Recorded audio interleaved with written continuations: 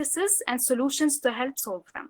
Samer has also recently worked with two startups here in Lebanon and helping them growing their clients, expand to new countries, and raise funds with VCs and investors.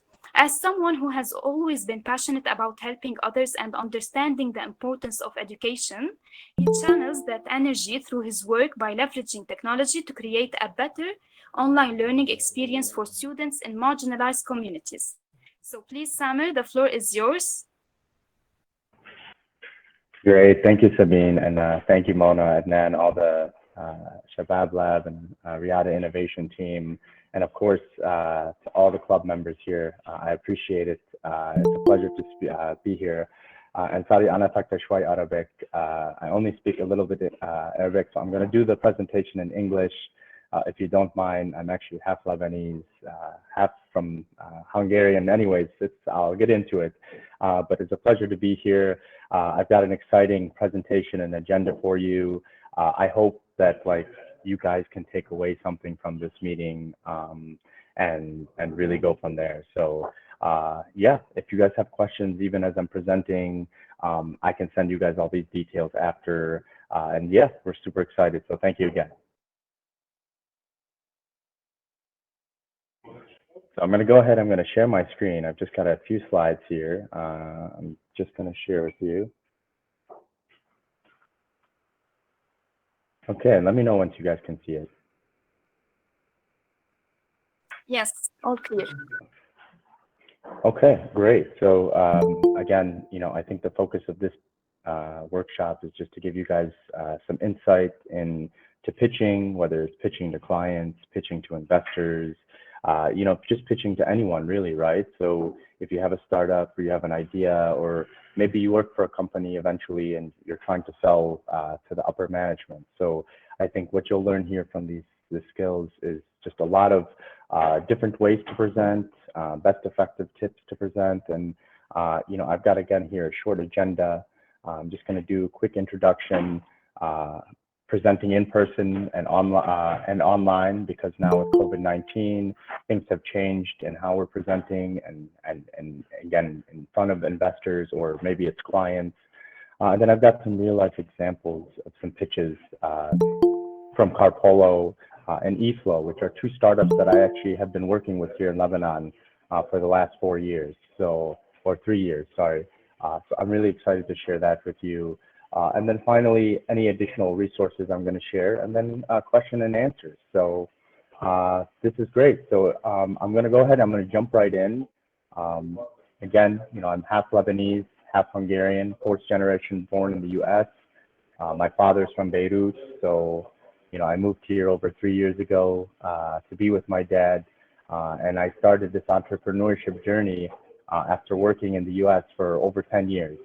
I was working for big companies, and halas, I moved here because my dad got sick, and I was able to apply what I've learned in this concept. So anyways, enough about me. So I'll just go ahead. I'm going to jump right in here.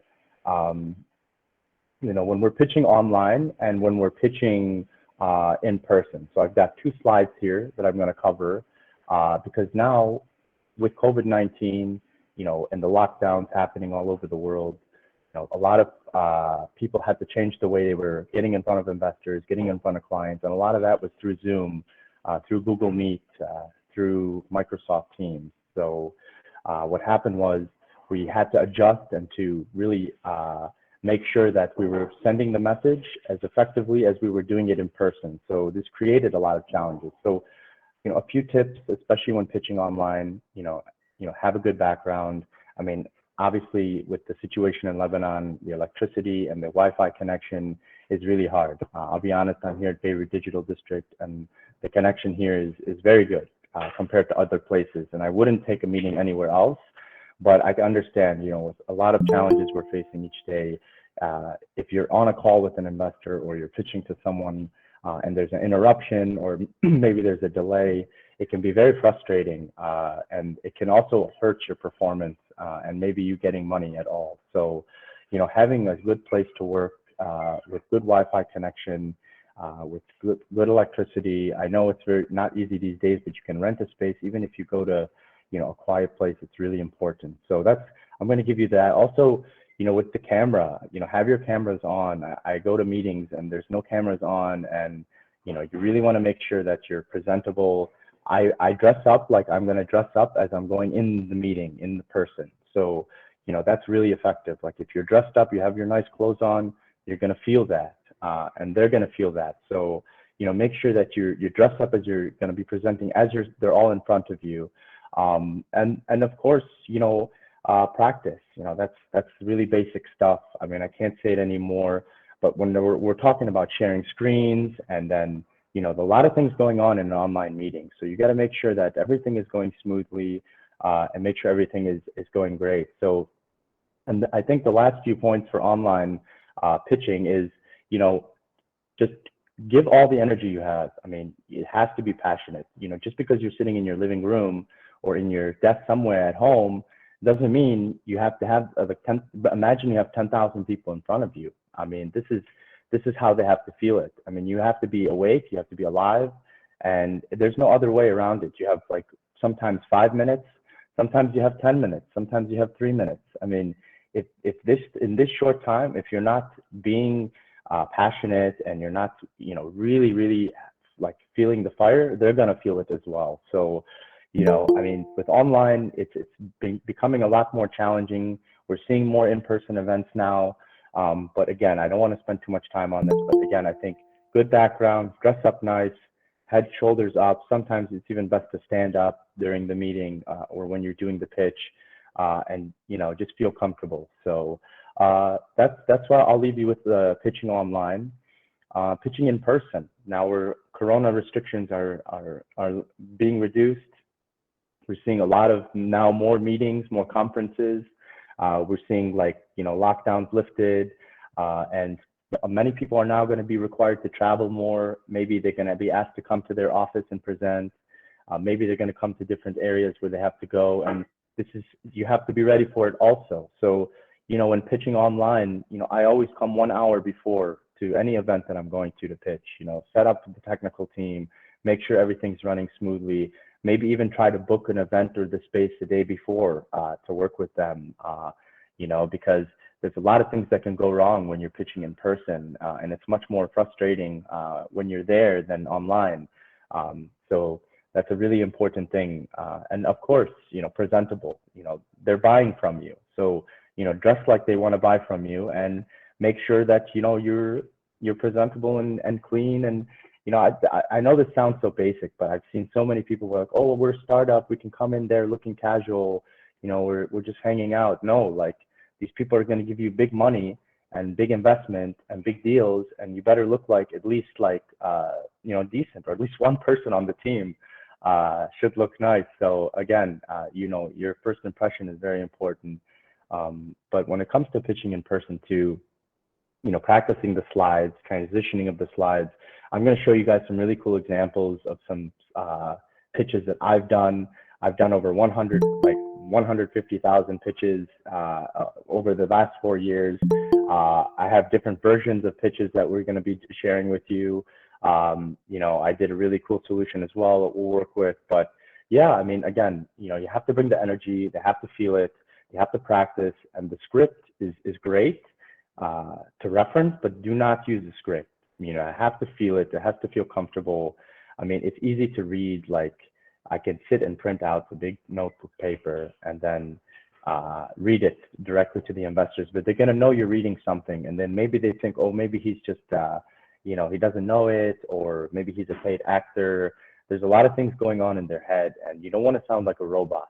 And even when you're on stage, it's very it's nice to have note cards and things like that for reference points, but feel confident in what you're doing. You came this far to get in front of these people, just present what you have and be comfortable doing it. I know people have issues with public speaking, but you really have to do it for your own life and for your family and for everybody. So there's a lot at stake here. So anyways, that's really it for the in-person. But again, I'm showing you here is a rubric that we got from SeedStars. SeedStars is an investment accelerator program across the world, and they put together really good materials for startups and ecosystems that are looking to grow. But what we're looking at here is just a rubric covering kind of the structure of what a pitch should look like. So, and obviously this is a how to pitch, classroom here. But again, we're looking at,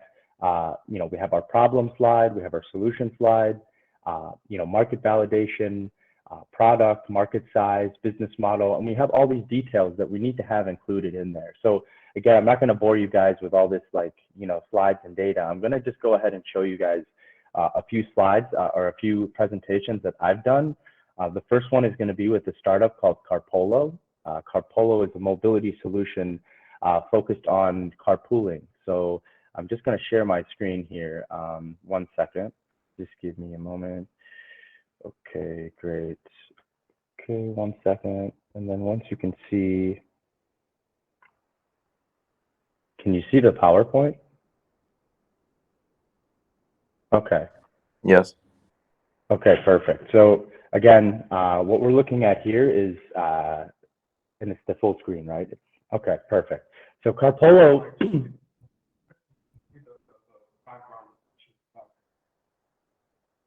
Okay, 1 second.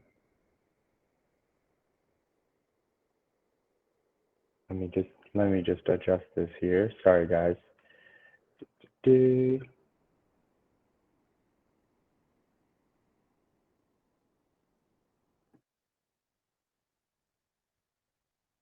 Okay, how about now?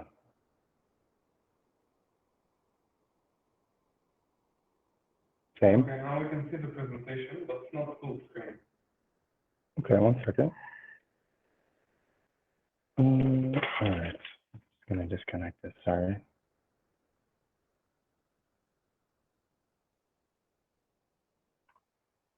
Okay, how about now?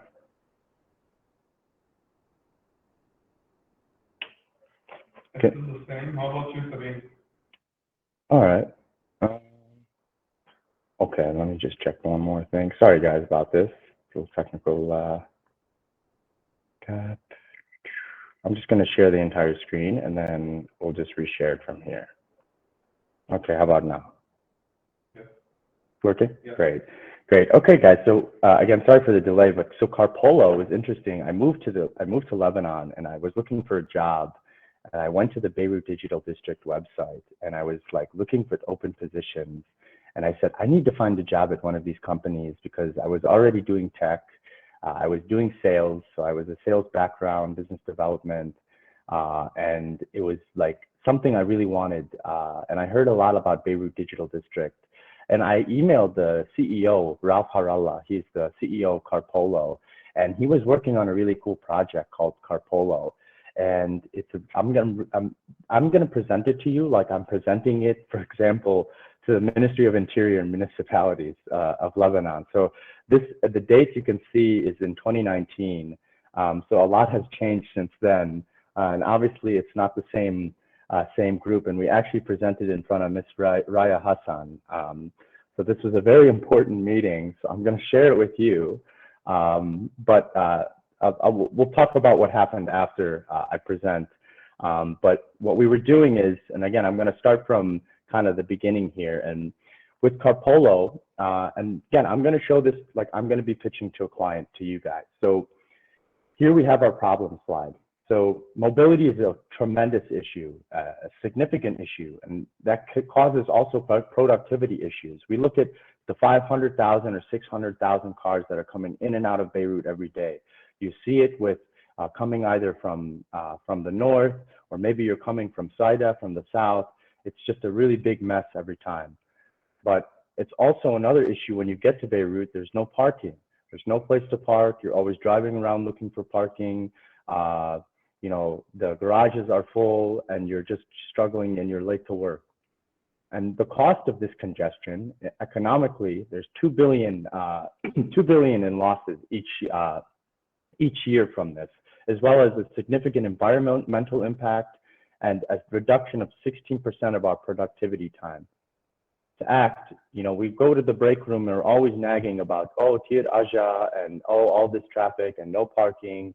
And this becomes the topic in the break room of each day. So ideally in Lebanon, it would be nice to have infrastructure and transit systems and this and all this, like we see in other countries like Europe and USA and in Asia. But unfortunately, we don't have these now because the money got taken. So we have to keep moving and we have to focus on, but meanwhile, we're losing money and time. So when we look at congested roads in Beirut and in Lebanon and across the world, if we look closer, what we see is that many of these cars have unused car seats. So you see people with one person in their car, and you see a lot of unused road capacity. I see a lot of people in Lebanon, they drive around with only one person in their car. So the average occupancy rate here in the country is 1.2 per car.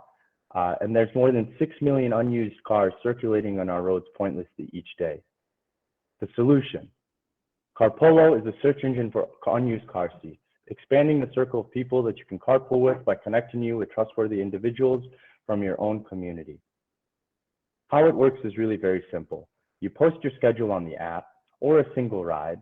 The app then matches you with people maybe coming from, let's say, from Juni, coming from different areas of Lebanon, and then it's able to connect you, and then you can carpool in real time and earn rewards for those carpooling rides. How it works is we're creating a supply of car seats from existing car seats and drivers, posting the demand for the car seats, and matching the people with coinciding schedules. What we're providing for the Ministry of Interior in Lebanon is a sophisticated virtual transportation network that can be activated immediately. So how the Carpolo model works is there's no money exchange, we're removing the social awkwardness, and we're facilitating the logistics and communication with the app. We're using community-based to connect people, whether it's maybe in the same universities. We're creating a gamified system to award those users for carpooling. And we're also using geo real-time location tracking to see where the cars are coming and when their rides are here. We've already partnered with Fatal, Engami, Fruza, Medco, Vivos Bank, and AUB and Zata Ruzait on this initiative, who are also providing awards. Moving forward, we want to integrate Carpolo as part of the government's transport strategy. We think this would really reduce the traffic and really reduce the parking situation. We need 200K per year for this project. We're 20 closed communities, 40,000 users, and research, development, and awareness. Finally, the big picture: we want a new mode of transportation. We want to decrease CO2 emissions. We want to be socially responsible, trustworthy, and be a smart community. Thank you very much for your support and for your agreement. Have a nice day. So again, this is just one example of one of the pitches that I did. This was from Carpolo. This was, something that we tried really hard. We went to every university in Lebanon. We went to every minister and MP and Mukhtar and you name it. And they said, yes, yes, yes, we love it. Yes, we need it. Yes, we need it. But then when we came to signing and getting the money, they always told us, oh, yes, yes, we'll let you know, we'll let you know. So we didn't go anywhere. And then when Corona came in 2020, it wiped out the carpooling. And the culture in Lebanon is many people don't share their car. So anyways, what I'm getting at here, guys, is this is just one example of a pitch that we did for the ministry, for investors. We ended up actually getting 100K from an investor in Oman with this Carpolo presentation. We got a number of big deals with this exact deck that I sent you. So again, if you cover all these points, you're able to show this and do it very effectively. It can be a really great way. So I'm going to share now with you the next startup, which is another pitch that I'm going to present to you, which is eFlow, which is a startup that I joined. So after Carpolo essentially not shut down, but it's basically stopped because of the Corona and what was happening in the country. So I moved to eFlow, and I'm excited to share with you the eFlow presentation here. And this is a really cool education platform that we developed during the start of COVID. So, with the schools being locked down, many kids couldn't go to their teachers, they couldn't go to their classroom, they weren't able to, they faced a lot of challenges. So we started a company to really help with online learning, specifically when it came to marginalized communities. So this is young Rami. Young Rami is an inspiring and motivated kid that lives in a camp in Bekaa. He's unfortunately, you know, he has the Syrian nationality and he's a refugee. But you know, Rami wants to be a doctor. He wants to save patients and he wants to change the world. So you know, Rami is very educated to learn. He's always motivated to learn, but he faces a lot of challenges. Let me just go to the next slide. These challenges that Rami faces, especially during COVID-19 and during the economic collapse here in Lebanon, with weak internet connectivity and consistent power cuts, weak digital skills. So what happened was he couldn't use Zoom, he couldn't use Google Meet, and he only could use like basic apps that are on his phone, and essentially no access to computers or laptops. There are over 1.5 billion learners in the world that are struggling now with online learning and to continue their learning due to the lockdowns and Corona. With eFlow is a solution that uses the latest technology and machine learning and chatbot technology. And what it does is it integrates with common messaging apps we use every day, like Telegram, WhatsApp, and Facebook Messenger. So we're creating a more conversational and interactive approach to online learning. So kids can learn through WhatsApp, they can learn through Slack, they can learn through different channels and go from there. So how it works is they're able to create educational flows. They're able to, the teachers are able to create educational flows on the platform by using our authoring tool. There's an automated chatbot as well that interacts directly with the learner, and it essentially guides them through the courses that are being sent to them on their phone. From there, teachers are able to track their learners on the platform who are using the WhatsApp courses, and they're able to go through and monitor accordingly, and also even track and generate reports. So our unique value proposition at eFlow is it's frictionless and highly accessible. Kids already know how to use the app. They already know how to use WhatsApp. They're not downloading anything new.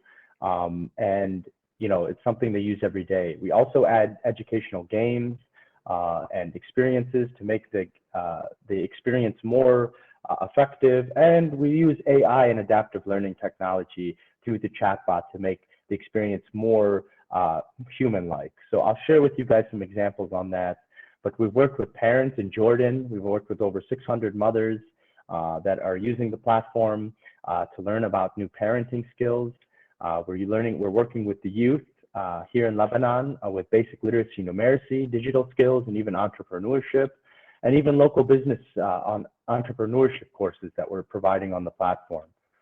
So our impact in 2021 is we had over 12 international clients that we've worked with. We've essentially have 13,000 learners on the app, and we're focusing on these SDGs, including equality in education, which is SDG 4. We're also a recent global winner of the WSA Award, which is a global award for startups around the world, and we're really excited to see where this will go. Again, thank you very much. So again, this is just one example, guys, of one presentation that we've done.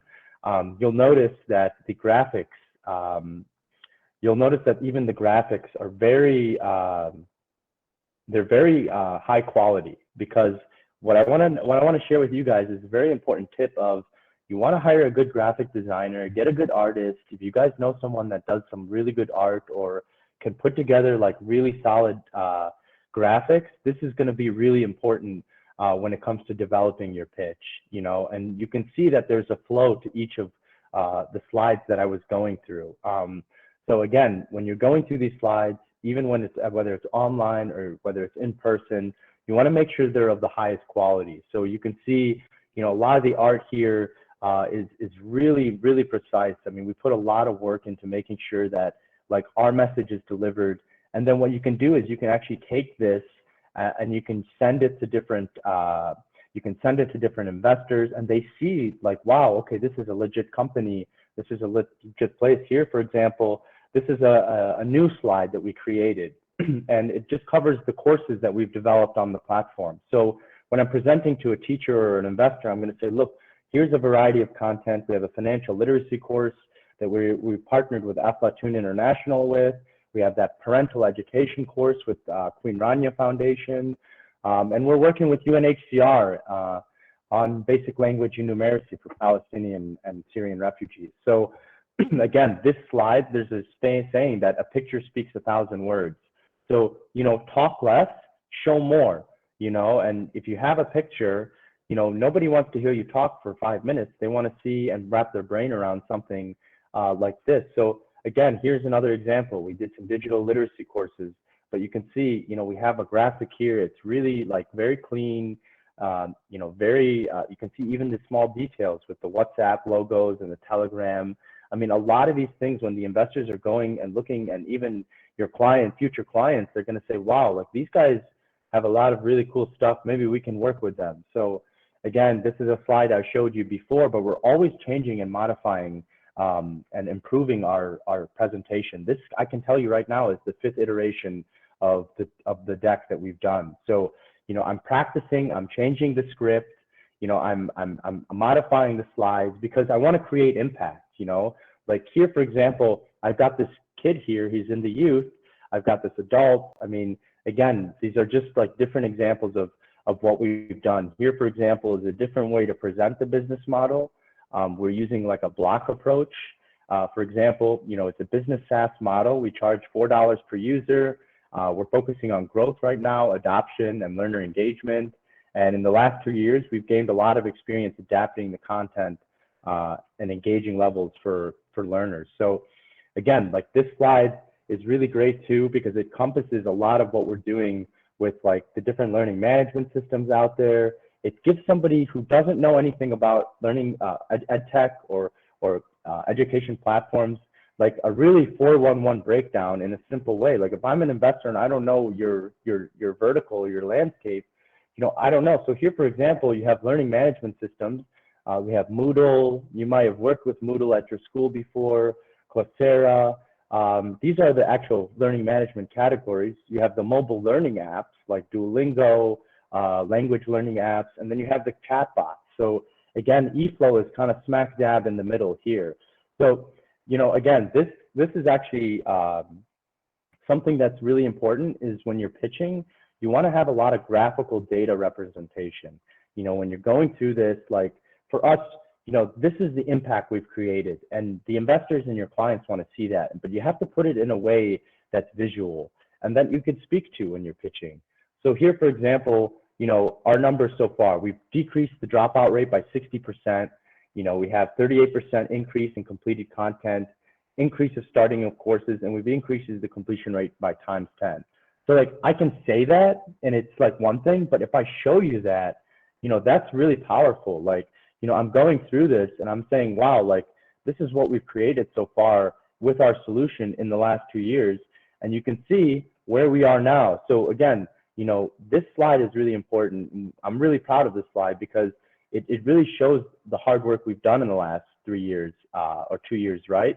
So like I'm an investor or I'm a client and I'm going to say, wow, and 12,000 learners, you're at 30 completed courses. You can see all the big logos of all the customers. And what's interesting is these are customers who are still working with us. A lot of these startups, they do one project and they put their logo and then halas, like they think it's their client. No, like these are our clients that we're working with every day on a daily basis. And UN is a really big deal here in the country. So, we're really lucky. And then putting your revenue numbers, again, I'm not going to like beat the horse to death here, but having a really clear presentation when you're pitching, especially when you're talking about where you want to go. So, here's a great slide with a timeline that shows, okay, in 2020, we developed the application, we developed the solution, we tested it in the market, we had an MVP, which was really the genesis of eFlow, was really just a small chatbot that we were working with on a small scale. And then what we did was we launched the product in 2021. And don't get me wrong, Corona was like amazing for us. I mean, as far as the fact that it gave us a lot of like rocket fuel to take us, to this data, because obviously Corona had a big impact. But even after Corona, we're seeing still a lot of need for online learning. And it's not irrelevant anymore. Like, yes, of course, Corona and no school and online learning is important, but what we're finding now is there's becoming a hybrid approach. People are learning online, they're going in this classroom. And what we're doing now is in this milestone slide here, you know, we're showing like, okay, we've developed the product. In 2021, we've launched the product, we generated this revenue, and now we're looking to raise funds, enhance the product. So what are we going to do with the product? With the money that they give us, we're going to enhance it, we're going to upsell the existing clients. And then eventually what we plan on doing is generate 1.5 million in revenue and publish 5 published courses. So anyways, this is just another example. And then I'm moving into like the core team. You know, this is my partner, Basil. This is my profile of myself. These are some of the companies that we've worked with in the past. But this is a slick deck. Like, I'm going to go out there. I'm proud of sharing this. Like, you know, and I'm proud of saying that because we work really hard with the graphic design team to get it to where it's at. I'll tell you what, I've seen some pretty crappy presentations in Lebanon and across the world, and we don't want to be like everybody else. So, you know, again, you know, this is a really great slide because it shows client testimonials. It has a consistent theme. You can see the blue is very consistent across all of our colors. And again, I mean, it's visually appealing. And then I can speak to this slide. You can see like these are clients, these are actually real people. They're not fake people. Like, they give us these real words and they say this stuff and it means a lot to us. So it helps us get a lot of credibility. But again, you know, this is my partner, Basil. So, you know, this is just one example of like how important it is to like really make sure that you're going through this. So when I'm starting the presentation, you know, I'm going right into it. You know, I'm going, okay, we're constantly learning and we need to learn. We need learning for everything. In fact, online learning is broken. 70% of people don't begin courses. The drop-off rate is significant. There's only a 4% completion average, and completed content is 30%. The future of online learning is social, and we need to adapt to that quickly. The market opportunity right now with global e-learning is significant. It's over 253 billion in 2021, and is expected to skyrocket in the coming years.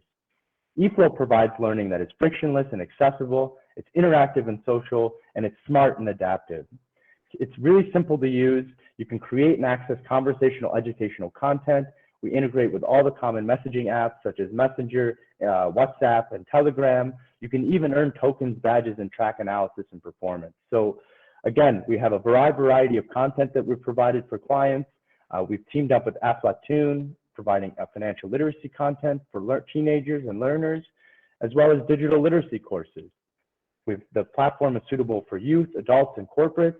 And again, how we make money is using a SaaS model, charging $4 per user and packages for thousands of dollars.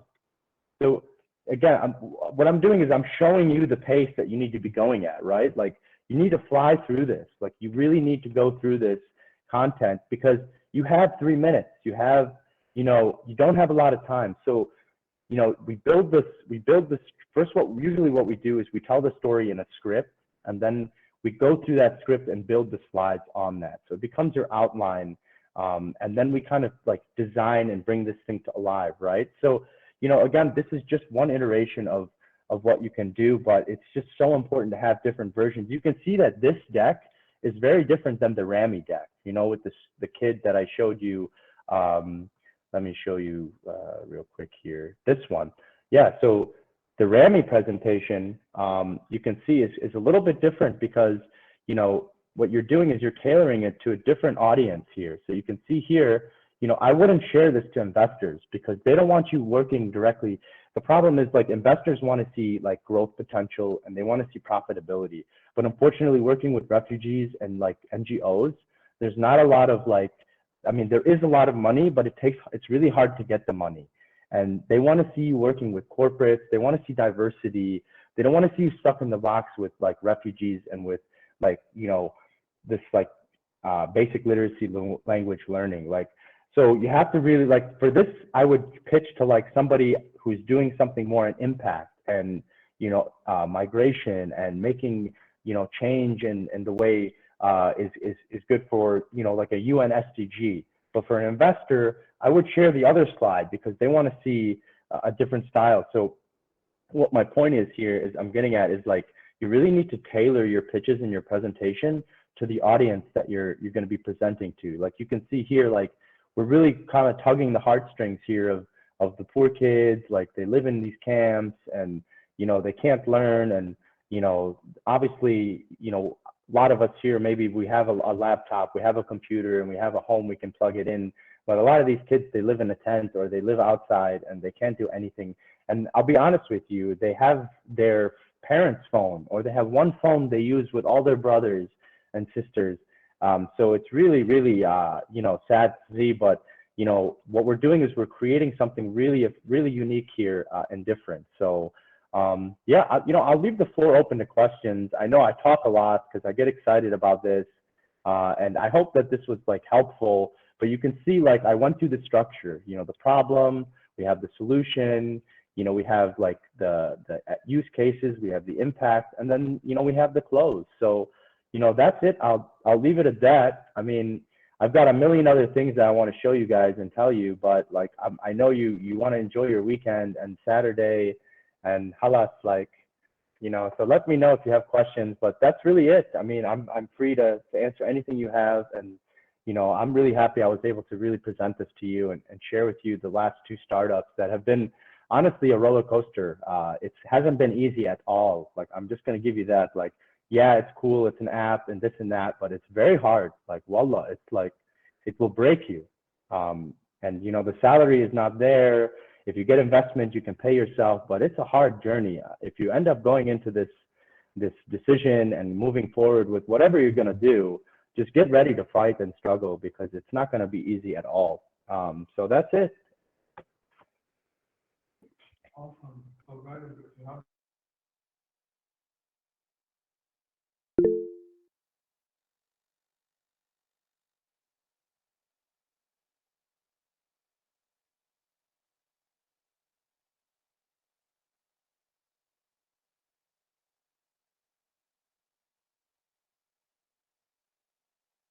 sorry,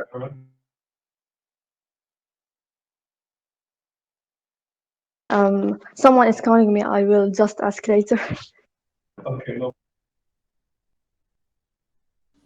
Yes, so I wanted to ask, the project that I am working on is like it has no profit, like it's almost completely ethical. So we met with someone that told us when we present our project, we have to focus on the image of the company because it's not really focused on profit. Do you have any tips on how to present it since it's almost doesn't focus on income? Yeah, that's a great question, Hadi. Thanks for asking. That's a tricky one. I mean, we look at even with Carpolo, that's a good example of like you have a very like value added initiative that's maybe helping, maybe it's solving a problem for a specific community or a specific person, or it's adding value in a way that's not profitable, right? So like, for example, with Carpolo, we were offering it for free. Like it was basically an app that we were doing just so people could use their cars and share it, right? So, you're in I'm not a tricky spot. I mean, I think what you need to do is really identify, and that's fine if you're not profitable, but you're like creating big social impact or creating big like change, people will get behind you on that, right? Like, even though like you're not monetizing, let's say on a transactional basis or on like, subscription fee or license, you can still like build a case and tell your story because what happens is you can get sponsorships from corporations, you can get grants and funds from UN organizations, SDGs. Like, so I think what you need to do is really like put together a clear story and profile that's really showcasing like your mission, what you're doing, who you're helping, the impact it's creating. And then what happens is it becomes this kind of initiative for companies to support, to donate. I mean, man, you could even be like an early starter NGO, right? Don't put yourself in this corporate box. Like, you're a nonprofit, a nonprofit startup. There's a lot of different ways at it to look at it. So, you really want to just make sure that like, what you're doing is clear. Obviously, maybe you don't have, big financial, record of success, but if you have good stories, like client stories and testimonials, you've got people saying good things about what you're doing, that's something that people can get behind. So I hope that's helpful. I just have one more question Sure. for it. Go So ahead. the really big, like, their problem is that it does profit me. It profits me because I am selling a product, but it has zero profit for the company I'm selling to. So I don't know how to make it appeal to them. Yeah, okay. No, I understand. So it's making you profit, but it's not profiting the company that you might be selling it to. So again, it really just depends what their like success markers are. Like sometimes profit isn't something that's they're tracking, right? So, you really have to position that, man, in a way of like, okay, this might not profit you, or like an investor might profit. So you have to look at social impact. You have to look at like different like impact focused organizations or companies that would say, okay, even though this isn't profiting, like for example, with Carpolo, we were working with CSR managers, okay? So these corporations put together a budget each year for like X amount that they just give away to these projects maybe that you might have. So even though it's not profitable, it's like a big PR and social responsible, and look what we're doing, we're going green, everyone in the building is sharing their car, and that's it. So it can really be a number of things. So I hope that answers your question, man. It's definitely challenging, though. You're right. Okay, thank you. Most welcome. I think it aligns with what Samir was saying about different audiences have different expectations. So maybe you need to pitch for the right people, the people that are or will be your early adopters. Okay, we're gonna continue with Emma. Yes, thank you so much for this amazing presentation. You kind of gave us an insight, transparency on what investors think, especially when you talked about the refugees thing, and it was really amazing. So thank you so much. Sorry for the background noise, by the way. My question is, right now at this point, I think that we're really focusing on 1 minute pitch. Like in my case, when we're applying to programs. So what is your advice for 1 minute pitches? Do you think that we should maybe take one slide? How do we do this? It's mainly online. Yeah, thank you, Emma, for this question. That's a great point. With 1 minute pitches, it really just depends. I mean, we've had to record 1 minute videos and 1 minute pitches. I've had to present 1 minute. I mean, 1 minute is tough. I'll give you that right now. What I would suggest with that is, yes, exactly. I mean, 1 or 2 slides maximum. You do 1, 2 high quality slides, and then you basically can knock them out. But it really just depends, like, again, on your audience as well. But like, if you have like 1, 2, maybe even 3 maximum slides that cover like the problem, the solution, and the impact, and you can cover that in 1 minute, that's really impressive, because you're taking a lot of information and you're trying to compress it down into like something that's not like here, for example, if you want to see something, this is a video that I created for SeedStars. So it's like, this one is actually 5 minutes, but again, this is just like an example of something that had to get compressed. It had to get compressed down, and you have to, like, to do it 1 minute effectively, you have to script it out. Like, you have to have the script ready. It has to be timed. Even leave yourself an extra 10-second buffer to cover it. But generally there's some leeway when it comes to investors in 1 minute. It's not always just hard stop 1 minute. It's generally in that range. But here you can see there's a video. I'm just going to play it shortly. It's been over 30 plus years since the start of online learning, and to date, there is over a 94% dropout rate, thus highlighting a major problem with the way current online learning experiences are designed. Is that technology, for most, is very simple. It allows them to create educational flows in the form of images, voice notes, questions, interactive games, videos, and even quizzes. So these flows are then sent directly to the learners via... Sorry guys, so again, I'm not going to go through this whole video, but what we did was we made this video. You can even use tools like Loom. Let me share this one. This is a really cool tool that I use. It puts like your face in the small screen here. So anyways, to get to your point, Emma, yes, I mean, you really need to just get 1 or 2, quick banger slides and just just go through them. But if you can squeeze more slides in 1 minute, that's great. But don't information overload. Like, you know, that's what I would like to say. Like, if you're gonna add more slides, make sure that like it's not like text heavy and like data heavy. Like, make sure it's like quick talking points. Like, in 1 minute, you could cover 10 slides if you just like boom, boom, boom, boom, boom, boom, cover it. But if you're just going through and reading slides and data off slides and boring and sucking your 1 minute up, you know, that's not really like really a good idea. So yeah, I would effectively, I would script it out. I would add your highest value points, structured in the problem solution impact format, and then just deliver it in like the most exciting, like fantastic way possible to get that 1 minute, because that's tough. I've done 3 minute pitches, which have been really challenging as well. So anyways, I hope that answers your question. Totally. Thank you so much. Most welcome. Okay, now with Mac. Hello, just about the idea that you presented to the Ministry of Interior, Mr. Al Hassan, and just wanted to ask about like, how did you think that this idea was going to work? Like, maybe because people like don't like really to have a stranger coming into their car, for example, and without getting quote unquote rewarded, like for example, a small amount of cash or something like that from the stranger that came into the car. And so, how did you think that okay, it was going to work, it was going to succeed, and so on and so forth? Sorry, let me unmute myself.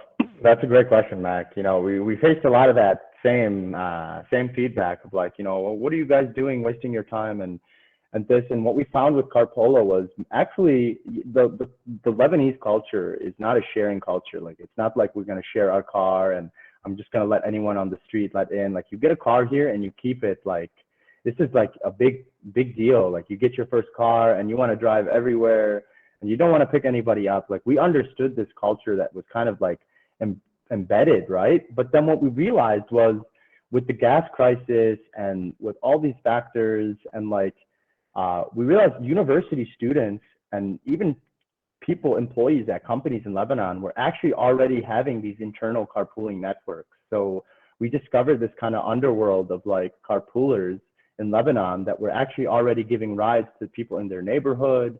Maybe it was their neighbors, maybe it was someone. So what we wanted to do is we kind of wanted to create this, like, I showed you that slide of this like network of like lines and different areas going down.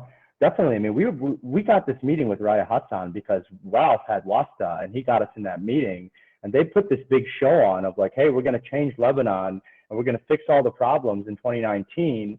And we were optimistic. I mean, come on, we were all fooled. I mean, we knew what we were getting into. We knew these people were not like genuine at heart, but we had to try. And we figured like if we can solve problems in Lebanon, we can scale this to other parts of the world. So I mean, yeah, man, they laughed at us for sure. I mean, we walked in there and they were like, yeah, bravo, bravo. And, you know, they said, okay, this is cool, but, you know, they're like, halas, they're kids. They want to play games and, you know, we'll see what we can do. And it's just bullshit, man. I mean, you know, I don't want to like sugarcoat it, but we danced on a lot of tables for these ministers and for these government people here. And they were like, yeah, yalla, go ahead, go do it. And I said, you know, okay, guys, like we need a plan here. So anyways, the culture is tough, man. But we look at a country like Philippines in Manila, which is the capital city, and they loved Carpola. They were using the app every day. You know, we had a big, there's different parts of the world that might find your solution valuable. But Lebanon, you know, unfortunately, we got some bad luck. We had some bad luck. I mean, we were in the collapse and, you know, we were in the downward, you know, it really wasn't a healthy environment for us to grow as a startup in this country, unfortunately, with what we were doing. But we had investors. I mean, the family of Abe Say gave us like a bunch of money. Like, I don't know how much exactly, but Ralph told me that like there was a lot of investors involved in trying to get this off the ground. And people wanted to make change. So people will pay if you have a good story, even if it's bullshit, like, I mean, like they think it's bullshit, you know what I mean? So go ahead. Yeah, thank you. And just another question, sorry. But don't you think that it would have been better if, like, for example, you proposed a quote unquote solution to enhance like public transportation? I mean, that's exactly what we were positioning as. We were actually saying this is an alternative mode of transportation, like Service, like Uber, like the bus, and we would say, okay, well, here's Carpolo. Like Carpolo is another option. You download the app, you find your ride, and it matches you with people going in the same direction. So yeah, man. I mean, dude, we tried everything, bro. It wasn't like, we flipped it upside down. We changed it. Like, we put the messaging. I mean, we were selling to every bank, school, and government office in the country, man. So, I mean, yeah, no, I appreciate your feedback for sure. And yeah, you're right. I mean, you really have to kind of be creative when it comes to positioning. But yeah, man, I mean, I put 2 years of my life into that startup, man. I don't regret it, but it was a lot of hard work, and we really didn't get a lot of the success I was looking for, unfortunately. So. Thank you. Most welcome. Okay, so any more questions?